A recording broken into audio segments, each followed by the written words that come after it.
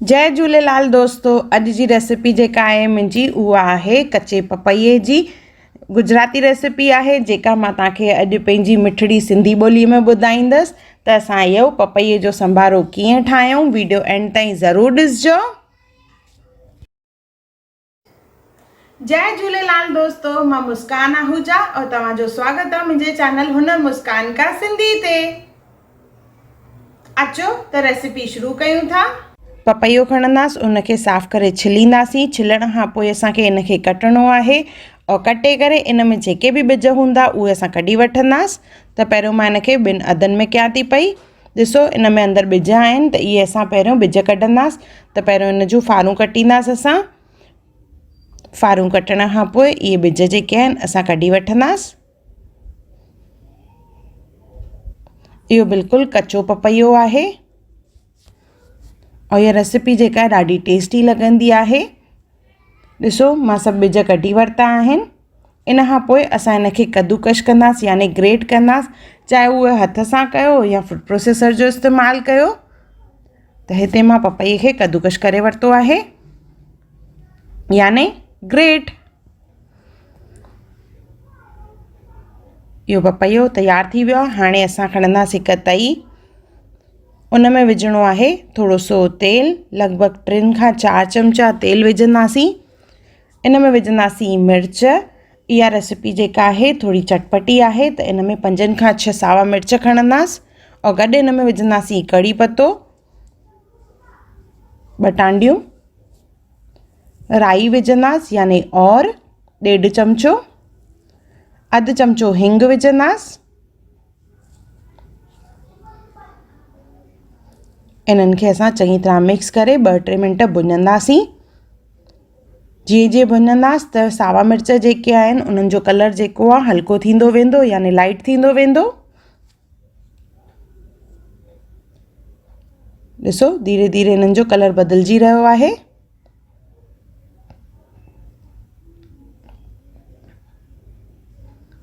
हाणे इन खां पोइ असां इन में विझंदासीं हैड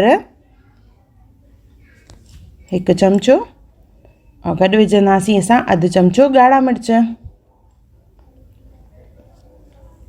इनखे मिक्स करे वठंदासीं और इन में विझंदासीं असां पपैयो जेको असां कद्दूकश करे रखियो आहे। पपैयो विझण खां पोइ इनखे असांखे मिक्स करिणो आहे, पर उन खां पहिरियों असां इन में विझंदासीं खंडु ऐं लूणु। जीअं मां ॿुधायो, इहा जेका आहे ॾाढी चटपटी रेसिपी आहे। त मिर्च असां पहिरियों विधासीं, हाणे इन में विझंदासीं खंडु 2 चमचा और गॾु विझंदासीं लूणु।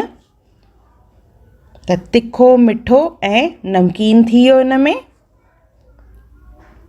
लूणु विझी करे इनखे चङी तरह मिक्स करे वठंदासीं, जीअं मसाला जेके आहिनि हिक कराह मिक्स थी वञनि।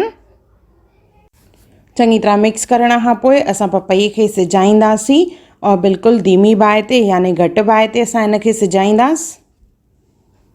त पहिरियों चङी तरह मिक्स करे वठंदासीं। ॾिसो, हिन तरह इहो सॼो मिक्स थी वियो आहे। हाणे इनखे असां ढके करे सिजाईंदासीं। कुझु बि पाणीअ जो इस्तेमालु न करिणो आहे इन में, और इनखे ढके करे सिजाईंदासीं। जीअं जीअं इनखे सिजाईंदासीं त पपैये जो रंग जेको आहे उहो घाटो थींदो वेंदो और विच विच में इनखे घुमाईंदासीं जीअं इहो तरो न वठे। और पपैये मां जेको पाणी निकिरंदो उन में ई इहो सिजंदो। वरी मिक्स करे वापसि ढके वरी सिजाईंदासीं। त ईअं कंटिन्यू असांखे करिणो आहे जेसिताईं पपैयो सिजे। ॾिसो, पपैयो जेको आहे लॻभॻि अधु सिजी वियो आहे। हाणे इन में असां विझंदासीं सन्नो सिङर। त 1 कोप सन्नो सिङर खणंदासीं, उहो विझंदासीं। इन सां ॾाढी इन में बढ़िया टेस्ट ईंदी। और इनखे चङी तरह मिक्स करिणो आहे। पपैये में जेको पाणी हूंदो उहो सिङर जेको आहे एब्ज़ॉर्ब करे वठंदो। अगरि लॻे इहो ॾाढो सुकल सुकल आहे त हल्को सो पाणी इन में 2-3 चमचा विझिजे। वधीक पाणीअ जो इस्तेमालु न करिणो आहे। चङी तरह मिक्स कंदासीं और वरी इनखे ढके सिजाईंदासीं। जीअं जीअं सिजाईंदा वेंदासीं इन जो रंग जेको आहे घाटो थी वेंदो वेंदो और पपैयो जेको आहे चङी तरह सिजंदो। और तंहिंखां सवाइ इन में जेको सिङर आहे उहो बि ॻरी हिकु करो थी वेंदो सॼो। ॾिसो, लॻभॻि 10 मिंट लॻा मूंखे हिते। इनखे असां चिथींदा बि वेंदासीं और हिन में अञा हल्को हल्को पाणी लॻे थो पियो मूंखे, त इनखे वरी असां थोरो सो ढके सिजाईंदासीं जेसिताईं हिन मां तेल निकिरे। कुझु मिंट 2 खां 3 मिंट असां हिनखे ढके रखंदासीं। ऐं ॾिसो हिन मां तेल निकिरणु चालू थी वियो आहे, मतिलबु इहो असांजो बराबरि तयारु थी वियो आहे। त इन में विझंदासीं असां हाणे साओ मसालो। और जीअं मां ॿुधायो हीअ हिकु चटपटी डिश आहे, त असां मिठो, तिखो और नमकीन विधो आहे, त चटपटो ठाहिण लाइ हिन में खटास जी ज़रूरत आहे। त इन जे लाइ असां हिन में विझंदासीं लीमो। त हिकु लीमे जी रस हिन में विझणी आहे। साओ मसालो विझी मां मिक्स कयो। हाणे मथां विझंदासीं हिकु लीमो और हिनखे चङी तरह मिक्स करे कुझु सेकंडनि लाइ असां हिनखे सिजाईंदासीं वापसि और पोइ गैस बंदि करे छॾींदासीं। ॾिसो हिनखे चङी तरह मिक्स कयो आहे हाणे।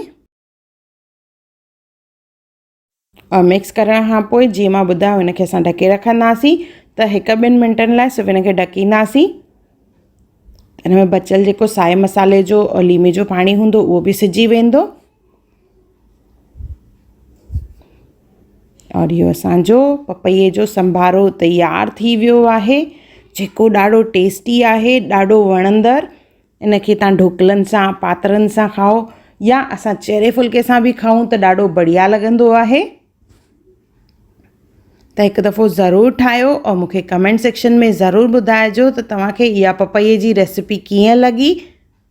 और अहिड़ी कहिड़ी रेसिपीज़ तव्हां सिंधी में ॾिसणु चाहियो था पिया मुंहिंजे चैनल ते, उहो बि मूंखे कमेंट करे ज़रूरु ॿुधाइजो। और वीडियो कीअं लॻो ज़रूरु कमेंट कजो। अगरि तव्हांखे मुंहिंजी वीडियो पसंदि आई हुजे त उनखे लाइक कजो, मुंहिंजे चैनल खे सब्सक्राइब कजो, इंस्टाग्राम ते ज़रूरु फॉलो कजो और मुंहिंजी वीडियो खे ज़रूरु शेयर कजो। और मुंहिंजो वीडियो ॾिसण लाइ धन्यवाद। अगरि तव्हां मुंहिंजे चैनल खे सब्सक्राइब न कयो हुजे त ज़रूरु सब्सक्राइब कजो।